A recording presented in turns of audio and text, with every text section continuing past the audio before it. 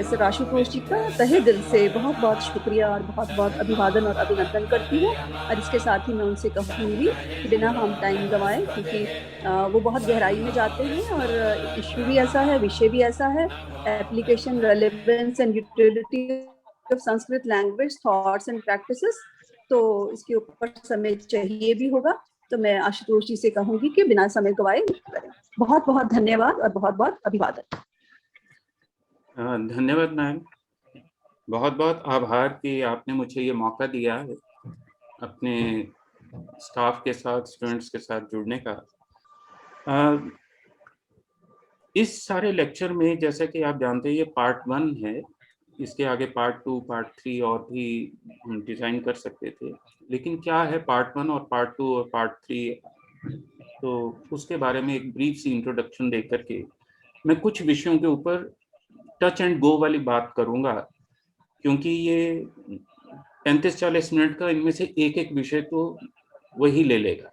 तो इसलिए मैं थोड़ा जल्दी में रहूंगा। You have to cope up with me, और लेट अस सी कि भी मैं कुछ सेंसिबल बात कर सकूं, मीनिंगफुल बात आप लोगों के साथ साझी कर सकूं।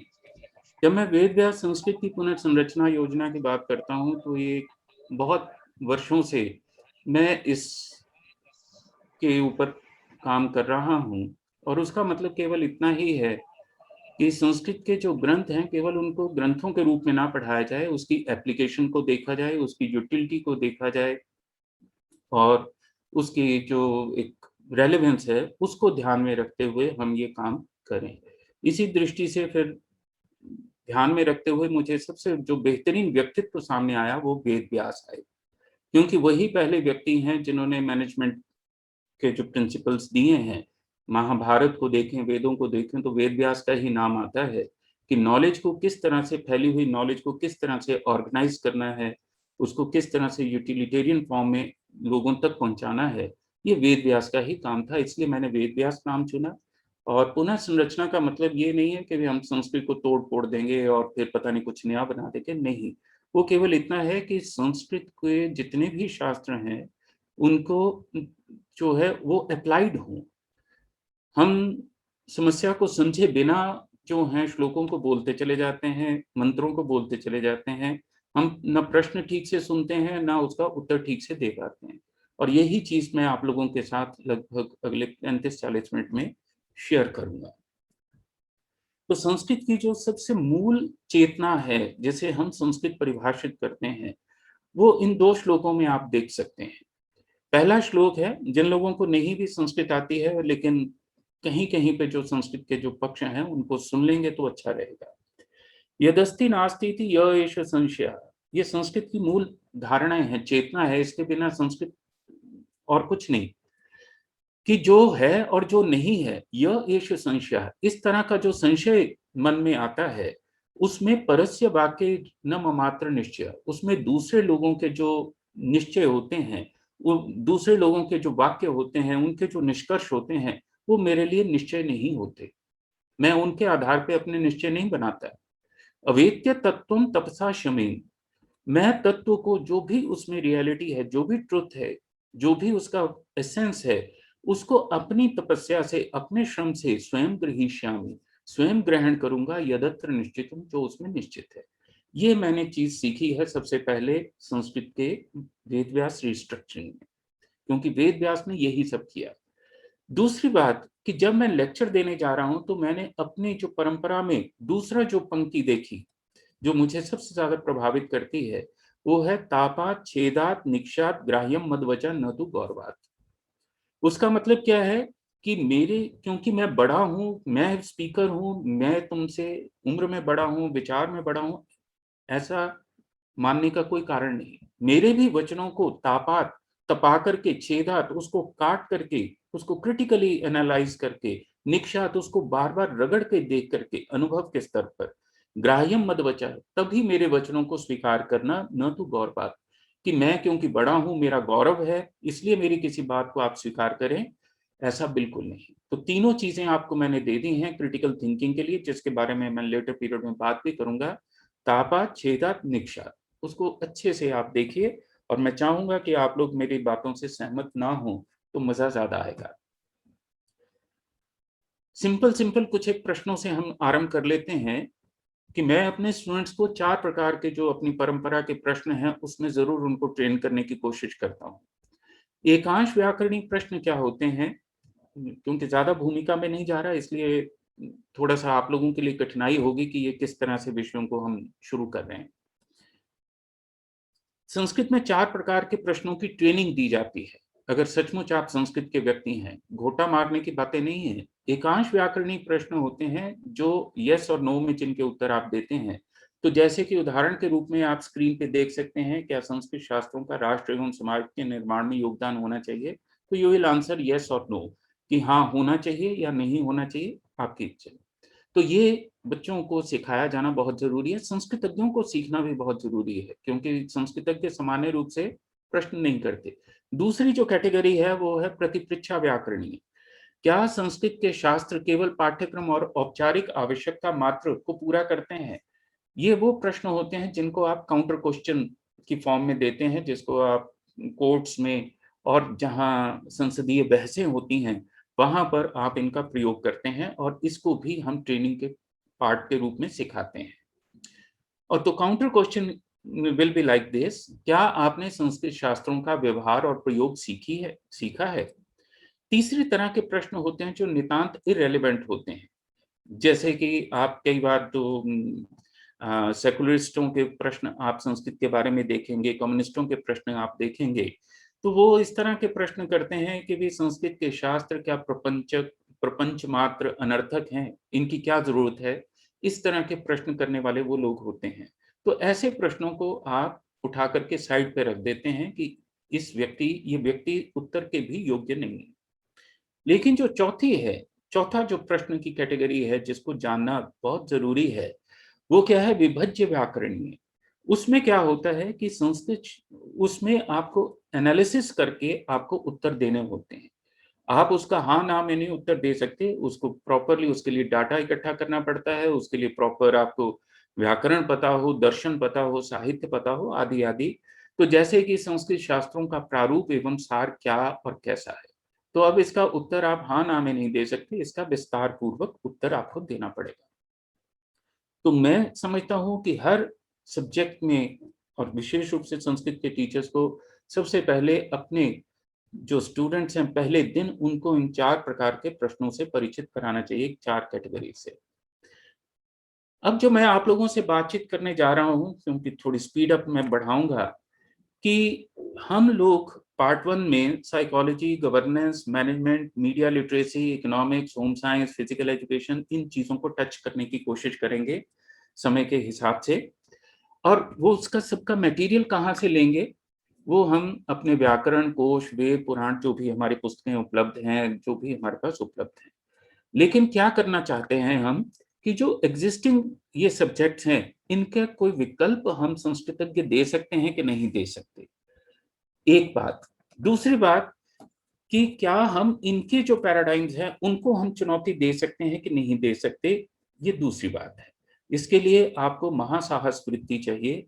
जैसा कि कहा भी है कि महासाहस वृत्त्या स्वरूप लाभ, कि महासाहस इसके लिए चाहिए कि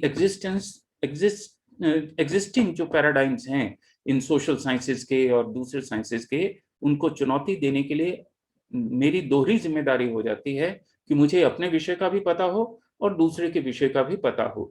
तभी जाकर के कोई हम स्ट्रेटेजी बना सकते हैं, और स्ट्रेटेजी जो है वो पोटेंट भी हो, ये भी बहुत ज़रूरी है। केवल स्ट्रेटेजी बना करके हम उसको बंद कर दें, उससे काम नहीं चलेगा। तो अब इसमें प्रॉब्लम कहाँ आती है, इस प्रॉब्लम को भी थोड़ा-सा हम देख लें। प्रॉब्लम कहाँ आती है कि हम सभी की कुछ लिमिटेशंस हैं। लिमिटेशन क्या होती है? एक बायस्डनेस होती है, सोचने की, समझने की, देखने की।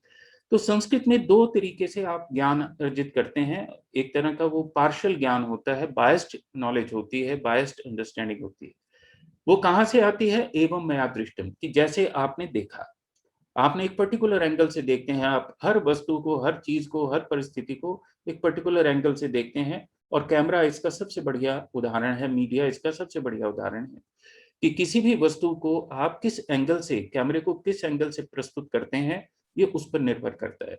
और दूसरा क्या है कि एवं मया श्रुतम, कि आपने सुना कैसे उस विषय के बारे में, ये आप पर निर्भर करता है कि उसमें भी आपकी बायसनेस।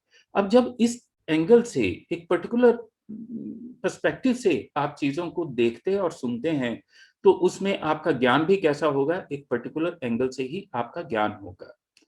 अब इस ज्ञान को आप दो तरीके से प्रयोग करते हैं, या तो इंटेलेक्चुअली प्रयोग करते हैं, जैसा कि आप मीडिया की बहसों में, संसद की बहसों में देखते हैं, या आपस की बहसों में भी देखते होंगे। और दूसरा है इंटेलिजेंटली आप उस ज्ञान को कैसे प्रयोग कर सकते हैं ताकि आपकी परसेप्शन वाइड हो, गहरी हो, समझ बढ़े। और उस परसेप्शन को आप तीन तरीके से इस्तेमाल करते हैं। इस सारे नॉलेज को आप डूअर के रूप में करते हैं, कर्ता के रूप में, भोक्ता और ज्ञाता के रूप में। मैं बाकी दो पर्सपेक्टिव छोड़ रहा हूं क्योंकि समय की सीमा को ध्यान रखेंगे।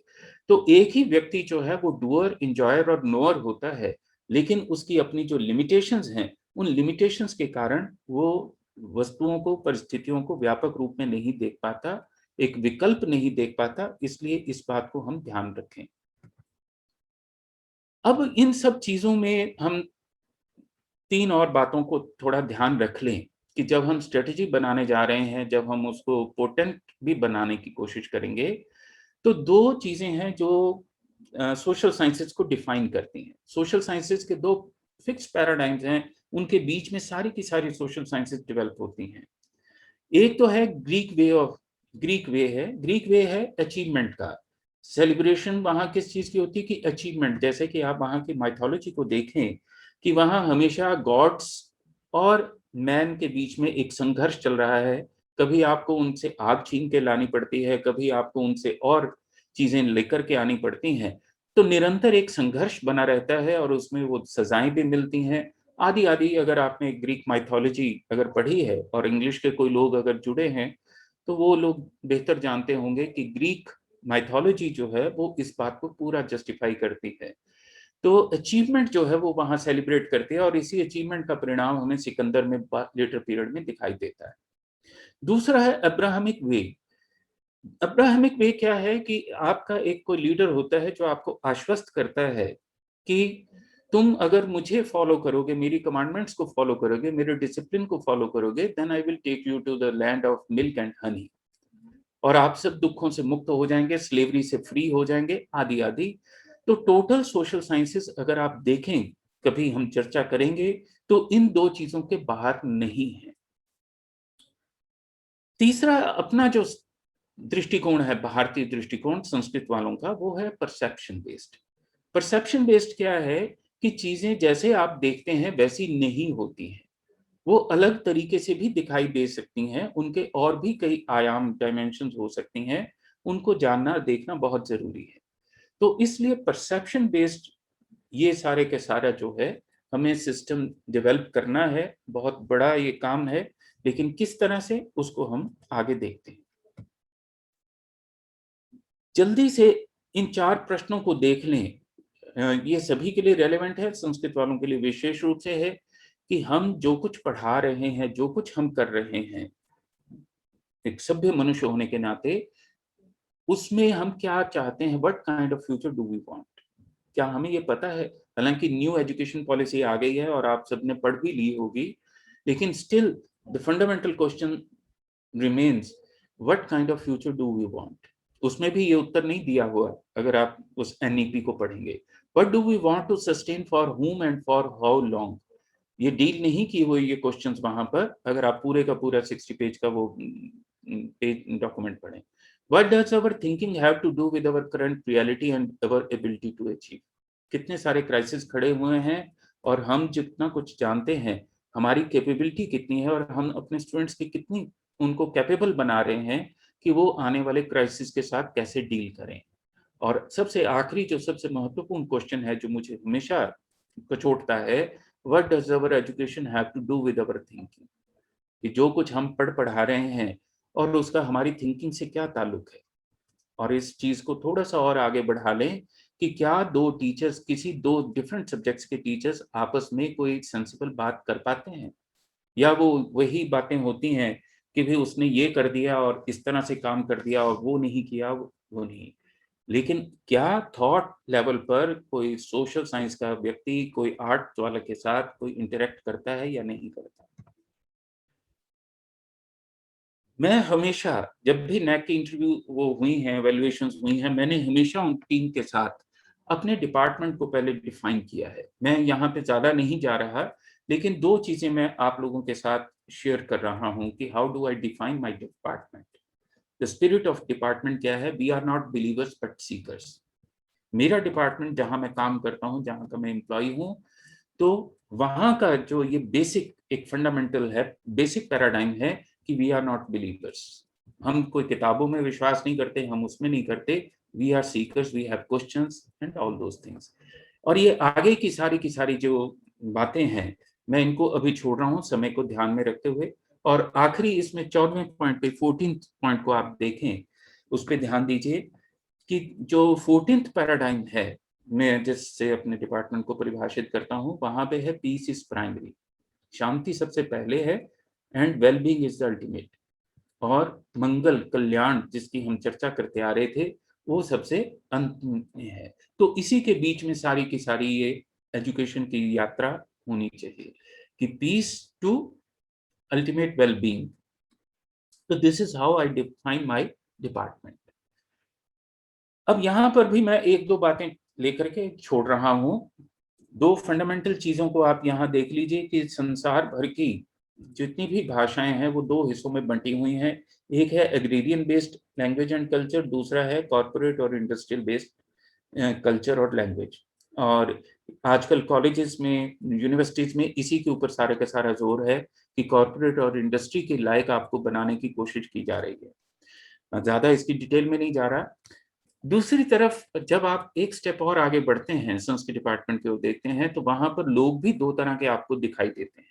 एक और आपको सेंसिबल लोग दिखाई देते हैं, और दूसरी तरफ गुड एंड स्मार्ट पीपल। आपकी सारे की सारे जो सारे कॉलेजेस का सभी का एक ही जोर है कि किस तरह से स्टूडेंट्स को गुड और स्मार्ट बना दें हम। सेंसिबल कैसे बनाएं, इसके ऊपर कोई जोर नहीं है, कोई स्कीम भी नहीं है, किसी गवर्नमेंट की कोई स्कीम नहीं है।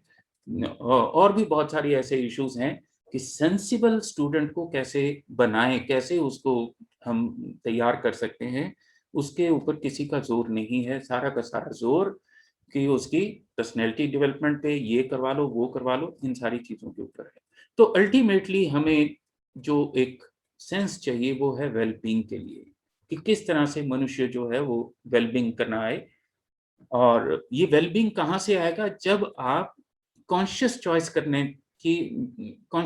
करने का तरीका सीखेंगे, कंपल्सिव चॉइसेस से हट करके। क्योंकि अभी तो कंडीशनिंग इतनी ज्यादा है कि हम सभी के सभी कंपल्सिव चॉइसेस के हिसाब से काम करते हैं, न कि कॉन्शियस चॉइस से। तो सारी की सारी जो एडवर्टाइजमेंट्स हैं, जितना सारा कॉमर्स का बिहेवियर है, वो सारा का सारा इन्हीं 2 चीजों के ऊपर है कि आपको किस तरह से कंपल्सिव चॉइसेस में डाला जाए, ना कि कॉन्शियस चॉइस करने दी जाए। तो बाकी सब चीजें मैं छोड़ रहा हूँ। अब हम सीधे सीधे आ जाते हैं, एक विषय ले लेते हैं, अप्लाइड इंडियन साइकोलॉजी। इसके जो फंडामेंटल कॉन्सेप्ट्स हैं, उनका जो मॉडल है और उनके जो अप्लाइड टेक्निक्स हैं, मैं I will just run through it समय को ध्यान रखते हुए। ये सबसे पहले आप, क्योंकि मैं अप्लाइड की बात करता हूं, तो सबसे पहले आप अप्लाइड इस चीज में देख सकते हैं। बड़ा सिंपल सा ये एक मॉडल है एप्लीकेशन का, आप स्वयं अपनी इवेल्युएशन कर सकते हैं। संस्कृत के लोग आपको जब भी पहली तो उससे भी पहली बात यह है कि साइकोलॉजी का मनोविज्ञान गलत अनुवाद है, बिल्कुल भी पैरेलल अनुवाद नहीं है। लेकिन हम चलाते जा रहे हैं, हम सवाल नहीं करते। उसका अनुवाद जो होना चाहिए वो होना चाहिए अंतःकरण। क्योंकि आपके यहाँ पर 21 साइकोलॉजी की के पर्यायवाची के रूप में 21 टर्म्स इस्तेमाल होती हैं, जिसमें मेधा, धी, बुद्धि, शेमुषी आदि आदि मिलाकर के मन, बुद्धि, चित्त, अहंकार। तो कैसे आप मनोविज्ञान उसका अर्थ करते हैं, मुझे नहीं पता, वो गलत है। उसको हमें चेक करना चाहिए और उसको चुनौती देनी चाहिए, और साइकोलॉजी वालों को हमें करेक्ट करना चाहिए इस मामले में कि जब वो अपने रेफरेंसेस में बात करते हैं तो ठीक है, आप साइकोलॉजी कीजिए, क्योंकि साइकी शब्द जो है वो कहाँ से उठकर आ रहा है, सोल के अर्थ में, फिर वो माइंड के अर्थ में, जिस तरह से भी आ रहा है, वो एक अलग हिस्ट्री है उसकी, उसमें हम नहीं जा रहे। तो इस बात को आप ध्यान में रखिए कि जब भी बात हो तो साइकी के जो वेस्टर्न पैरामीटर्स, वेस्टर्न जो उसका पर्सपेक्टिव है वो अलग है, हमारे यहाँ पे अंतःकरण का अलग है। चलिए हम जल्दी से इसका एक एवेल्युएटिव मेथड देख लेते हैं। वो क्या है कि सेंटर में आप स्वयं को रखिए। आप अपनी इवैल्यूएशन कर भी सकते हैं, बाद में कर लीजिए, और नहीं है तो एक स्क्रीनशॉट लेके रख लीजिएगा, समझ लीजिए कि बात क्या है। और सेंटर में आप एक डॉट लगा लीजिए और एक सर्कल बाहर की ओर खींच लीजिए। उसको आप इस तरह से हिस्सों में बांट दीजिए लाइन लगा करके सर्कल को, और उस जहां जहां आपने काटा है वहां पर एक जगह आप ज्ञान रख लीजिए, एक जगह कर्म रख लीजिए, स्वतंत्रता, धर्म, संबंध, विचार और भाव और भाषा, ये आप पेरिफेरी के ऊपर जो है इन पॉइंट्स को रख लीजिए। अब इन पॉइंट्स से अपने सेंटर से जो डॉट है वहां से एक लाइन खींच दीजिए। खींचने के बाद आप सेल्फ इवैल्यूएशन कीजिए 1 से 16। ये जो लाइन आप देख रहे हैं जैसे स्वयं से कर्म की ओर, ये 1 से 16 की है। जनरली साइकोलॉजी में 1 to 10 के जो है वो स्केल यूज किया जाता है, लेकिन हम संस्कृत में 1 से 16 का स्केल यूज करते हैं। और उसका कारण है, उसके जो है वो 1 to 16 क्या क्या होता है वो फिर कभी हम चर्चा करेंगे। लेकिन 1 से 16 के बीच में अगर आप अपने को मार्क्स देते हैं तो आप वहां पर एक डॉट लगा दीजिए। इसी तरह आप में कितनी फ्रीडम है, सेंस ऑफ फ्रीडम कितनी ज्यादा है, आप 1 से 16 के बीच में कहीं पर भी 8, 9, 10, 16 भी लगाना चाहें तो लगा सकते हैं। आप कितने धार्मिक हैं उसकी इसी तरह से आप इवैल्यूएशन कर लीजिए और उस लाइन के ऊपर एक डॉट लगा दीजिए। जब आप ये डॉट लगा लेते हैं, संबंधों पे विचार करने की क्षमता पर आप अपने डॉट्स लगा लेंगे, तब आप इन सभी लाइनों को जोड़ दीजिए। अब ये देखिए, ये रेड लाइन जो है वो आपको ये बता रही है कि डॉट्स को हमने आपस में जोड़ दिया है। जब आप इस डॉट को जोड़ते हैं तो इसका मतलब क्या है कि 0 to 10 तक आपने क्या किया है कि इतनी आपकी पर्सनैलिटी डेवलपमेंट है, आप यहां तक कर्मशील हैं। आप 1 से 16 के स्केल पर मैक्सिमम 10 तक आप कर्मशील हो सकते हैं। तो इसका मतलब है कि आपके पास ये स्कोप है कि आप 6 पॉइंट्स जो है आप और अधिक डेवलप कर सकते हैं। भाषा के स्तर पर आपने अगर आपने को 6 या 8 पॉइंट्स दिए हैं तो इसका मतलब है कि 8 लेवल्स और हैं जहां पर आपको भाषा में और अधिक सफलता मिल सकती है, आप उसमें ज्यादा मेहनत कर सकते हैं। तो ये एक सबसे बेसिक और फंडामेंटल तरीका है अपनी इवैल्यूएशन करने का, और ये पूरे का पूरा संस्कृत शास्त्रों पर आधारित है, मेरी अपनी ओर से कुछ नहीं। मैंने तो केवल उसको प्रस्तुत किया है, रीस्ट्रक्चर किया है, सब कुछ वहीं से उपलब्ध है। अब इसको ऑथेंटिकेट करने के लिए मैंने क्या किया है कि इसके क्वेश्चन आंसर्स बनाए।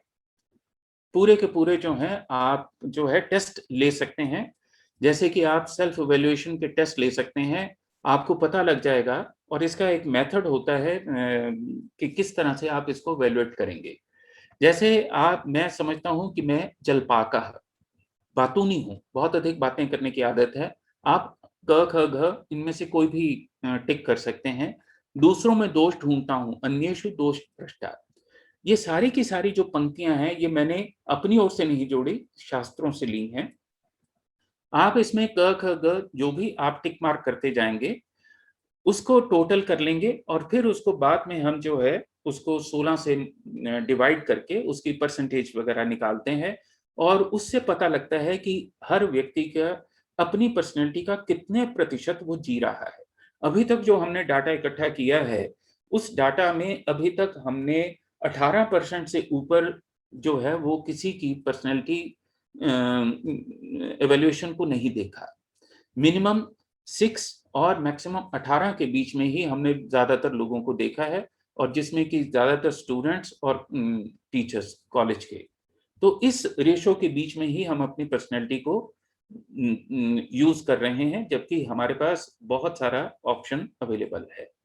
तो ये हम आपको नेट पे भी अवेलेबल करा सकते हैं, अगर कभी जरूरत होगी तो। और क्वेश्चनियर्स हैं।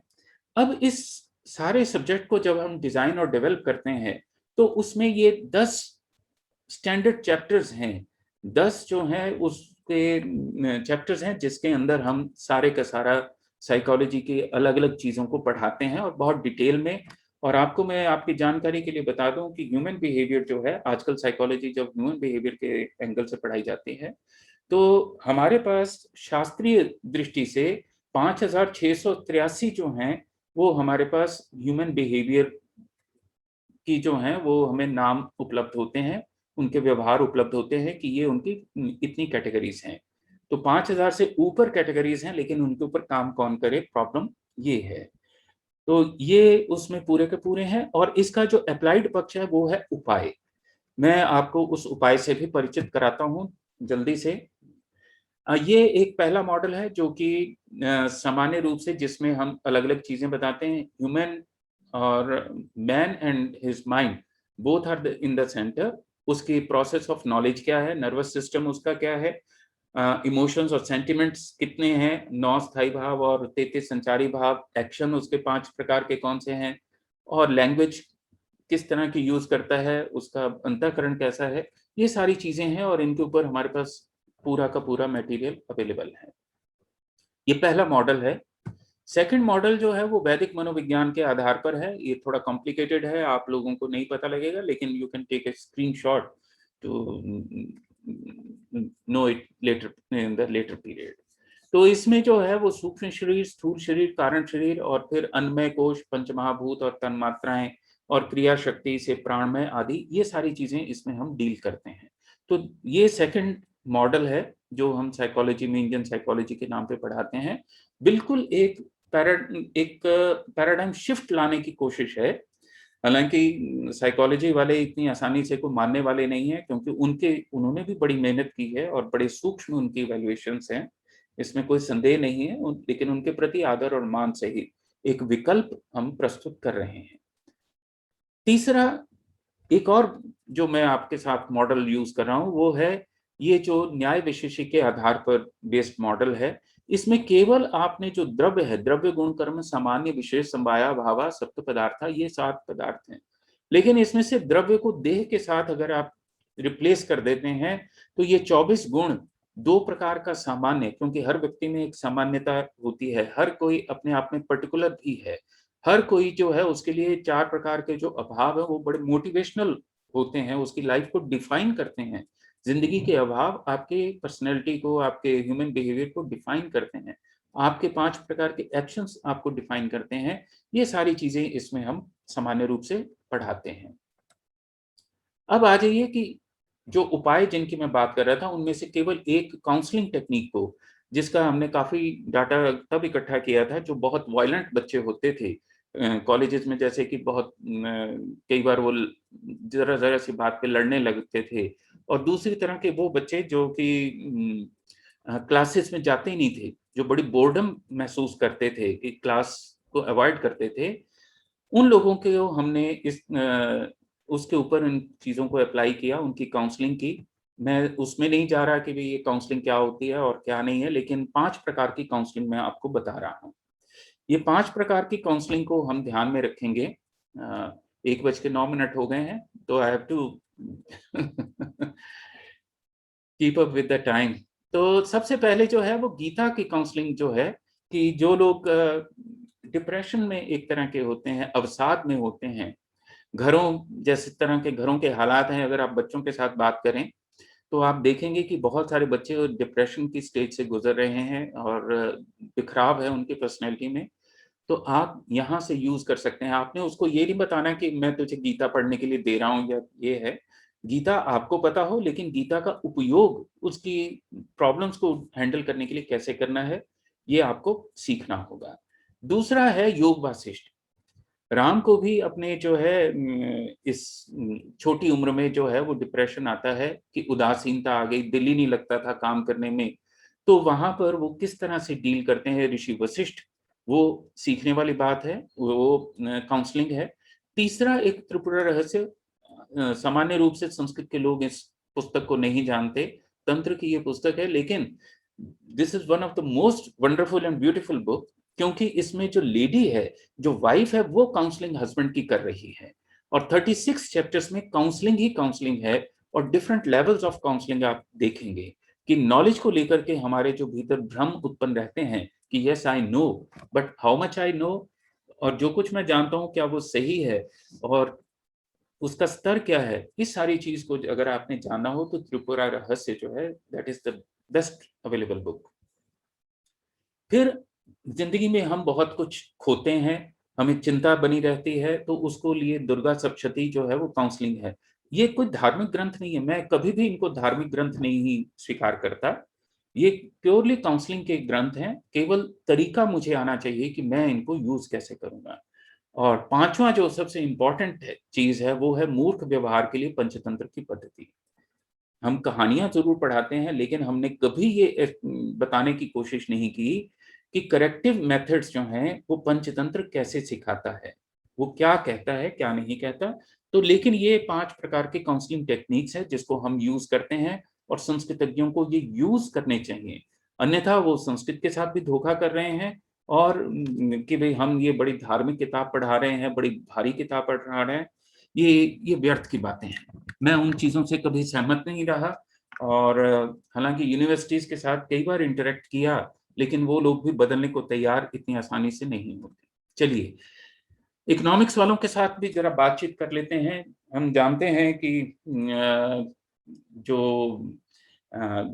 आजकल इकोनॉमिक्स चल रही है उसमें जो है वो ग्रॉस डोमेस्टिक प्रोडक्ट और जीडीपी और इन्हीं सब चीजों को टर्म्स को लेकर के बातचीत करते हैं और उसकी अपनी बड़ी सारी प्रॉब्लम्स हैं। लेकिन जो फंडामेंटली कालिदास को हमें पढ़ाना चाहिए, फाइनल ईयर में आप लोग सभी कालिदास ही पढ़ाते होंगे, लेकिन मुझे आप बताइए कि कालिदास का क्या उपयोग है, क्यों पढ़ाते हैं। 70 सालों से, पिछले 70-72 सालों से ये कालिदास लगा हुआ है, लेकिन एक कोई पॉलिसी उसके नाम पर हम संस्कृतज्ञों ने डिजाइन की?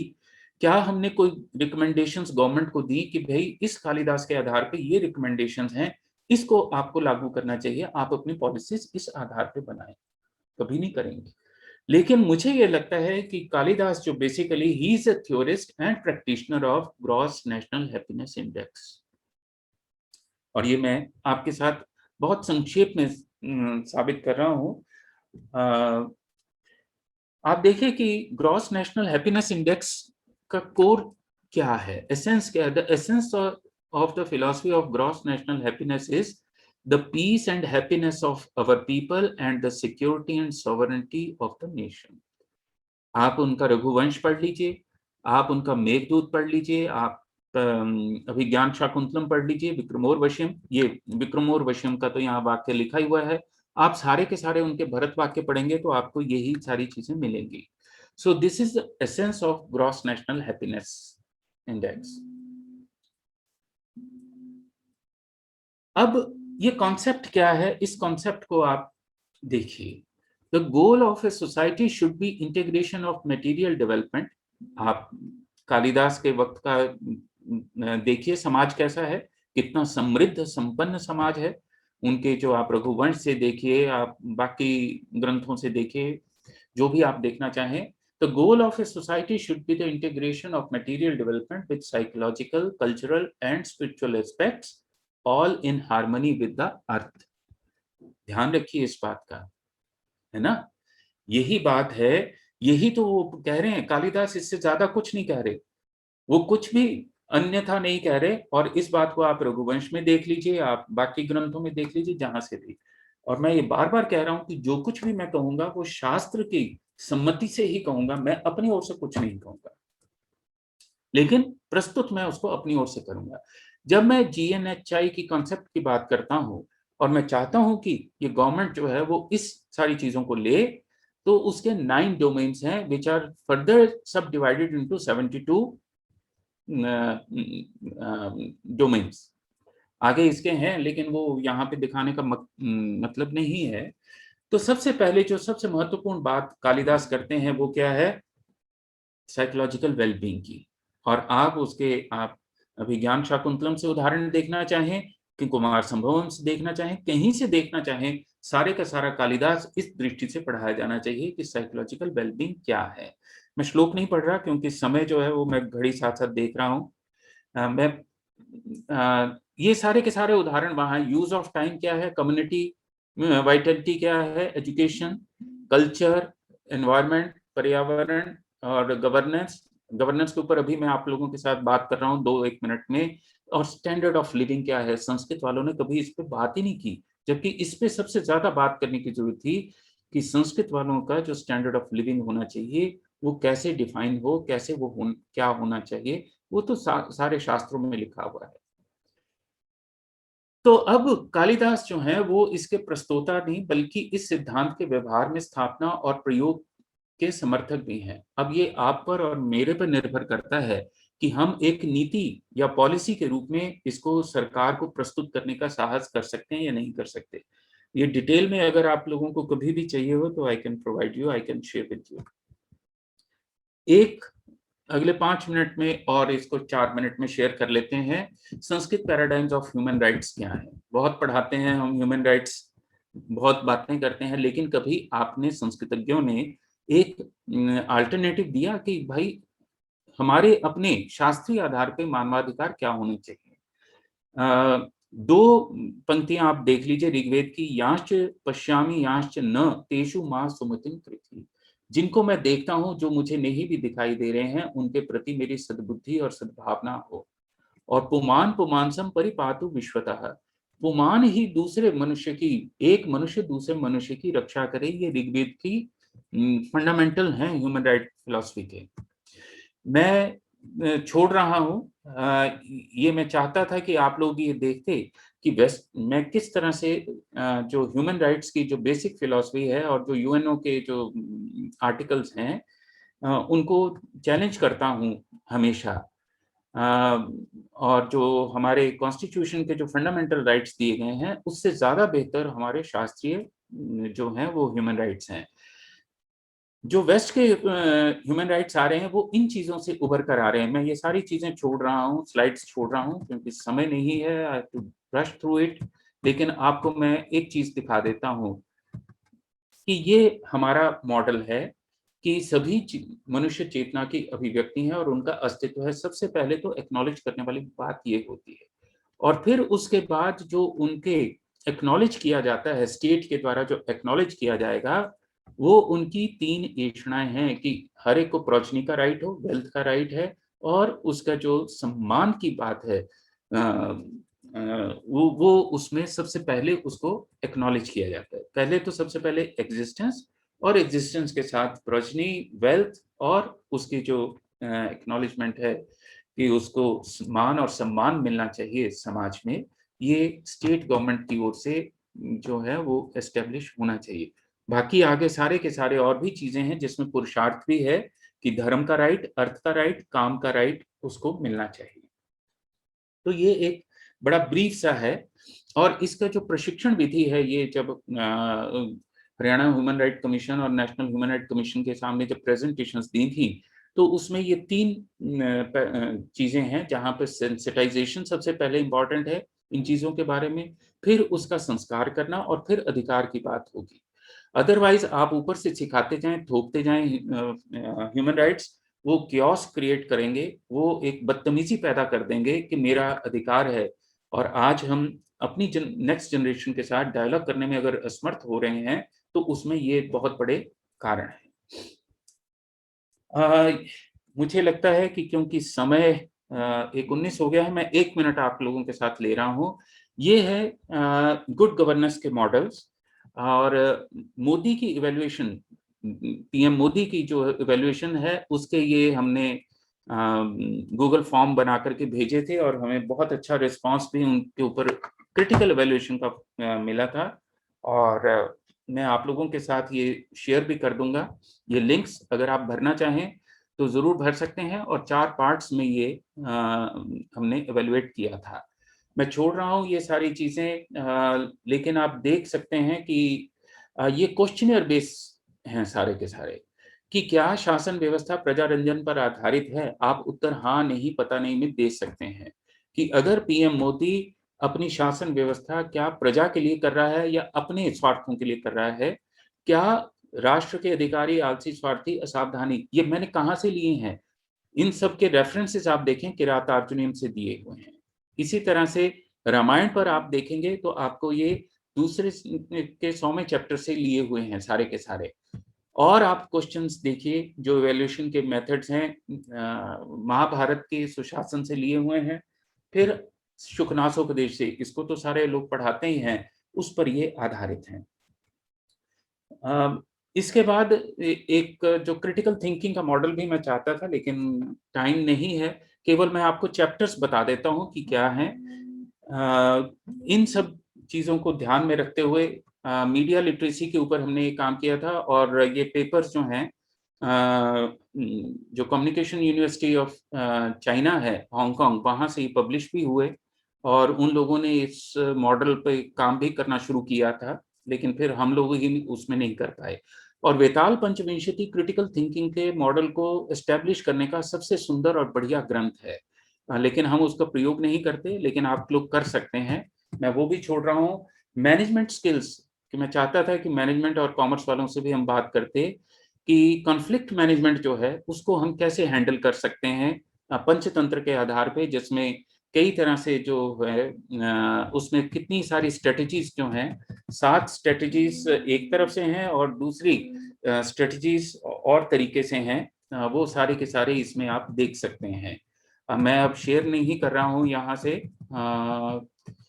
समरीज भी, 6 स्ट्रेटजी और ये सारे के सारे, मैं I have to brush through it, ठीक है।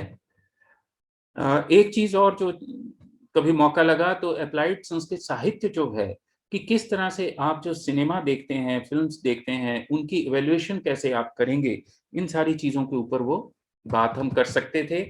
फिर होम साइंस का अगर डिपार्टमेंट आपके कॉलेज में है, तो हम उनके साथ जो फूड सेंसिबिलिटी है और फूड कल्चर है, उसके ऊपर हम बात कर सकते थे कि किस तरह का अन्न होता है और उसके क्या प्रभाव होते हैं, और ये सारे के सारे जो हैं उन सारी चीज़ों के ऊपर बेस था। फिर आपके वुमेन सेल होगा, वुमेन सेल के ऊपर भी बहुत सारा काम कर सका है, लेकिन इसकी फंडामेंटल प्रॉब्लम वुमेन जो है, वुमेन एम्पावरमेंट की, ये कह करके मैं बात समाप्त कर रहा हूँ कि वुमेन का जो रेफरेंस पॉइंट है वो वेस्ट का जो है वो है which comes after the man, वो स्त्री का अर्थ नहीं है।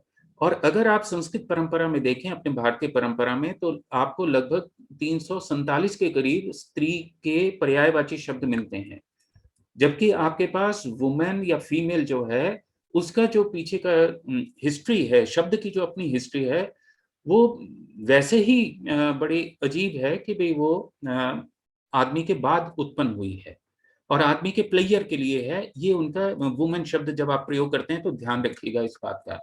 और औरत शब्द का भी जो ये, क्योंकि अरबिक शब्द है, इसका जो अर्थ है बड़ा निकृष्ट अर्थ है, मैं यहाँ पे उसको शेयर नहीं कर सकता आप लोगों के साथ, लेकिन जब आप औरत शब्द प्रयोग करते हैं तो हमेशा सावधान रहिए कि आप बहुत गलत शब्द इस्तेमाल कर रहे हैं।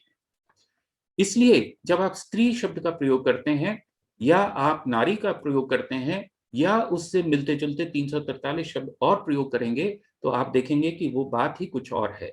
और लास्ट बात जो है वो है कि हमारा टोटल एजुकेशन सिस्टम वो किस पर आधारित है, जेंडर बेस्ड है। जेंडर सेंसिटाइजेशन करने का कोई फायदा नहीं जब तक कि आप उन एलिमेंट्स को सपोर्ट नहीं करेंगे, उनको आप प्रमोट नहीं करेंगे, क्योंकि हर आदमी के भीतर एक फेमिनाइन एलिमेंट होता है और हर स्त्री के भीतर जो है एक मेल एलिमेंट होता है। तो मेस्कुलाइन एलिमेंट और फेमिनाइन एलिमेंट जब तक इनको हम इंट्रोड्यूस नहीं करते हैं अपने एजुकेशन सिस्टम में, तो मुझे नहीं लगता कि हम वुमेन एम्पावरमेंट को हम कोई बहुत सही रास्ता दे पाएंगे या उसको सही दिशा दे पाएंगे। तो मुझे लगता है कि मुझे बात अब यहीं रोक देनी चाहिए, क्योंकि 1:25 हो गए हैं, मैं इससे ज़्यादा समय नहीं लेना चाहता। मैं बहुत बहुत धन्यवाद ज्ञापित करता हूँ डॉक्टर अमित जी का, जिन्होंने मुझे ये मौका दिया, और साथ ही साथ मैं धन्यवाद करता हूँ प्राचार्य महोदय का कि उन्होंने मेरी बातों को सुना। हालांकि मैं और थोड़ा संक्षेप करना चाहता था, लेकिन विषय बहुत सारे हैं। धन्यवाद बहुत सारा। सर आपका भी बहुत बहुत धन्यवाद।